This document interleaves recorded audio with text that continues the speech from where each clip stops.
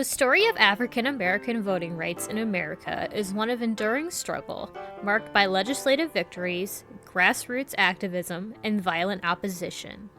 The 14th and 15th Amendments of the United States Constitution, passed in 1868 and 1870 respectively, were supposed to grant African Americans the right of citizenship and protect their voting rights. However, the reality was far from ideal. In the aftermath of the Civil War, Southern states enacted restrictive laws known as Black Codes, aimed at limiting the rights of newly freed African Americans. These codes, coupled with tactics such as poll taxes, literacy tests, fraud, and intimidations, effectively disenfranchised Black voters, particularly in the South. The Grandfather Clause further perpetuated voter suppression by excluding descendants of slaves from voting unless their grandfathers had voted, a condition impossible for most African Americans given their history of slavery. Despite the 15th Amendment's promise, it would take nearly a century of persistent struggle before African Americans could fully exercise their right to vote.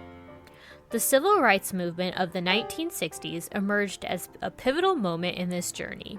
Led by organizations like the Student Nonviolent Coordinating Committee, SNCC, the Congress of Racial Equality, CORE, and the Southern Christian Leadership Conference, SCLC, along iconic figures like Reverend Dr. Martin Luther King Jr., John Lewis, and Diane Nash, activists waged a courageous battle against racial injustice.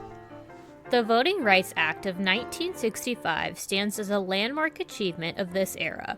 Passed by Congress in response to widespread discrimination and violence against Black voters, the act aimed to eliminate barriers to voting, particularly in Southern states.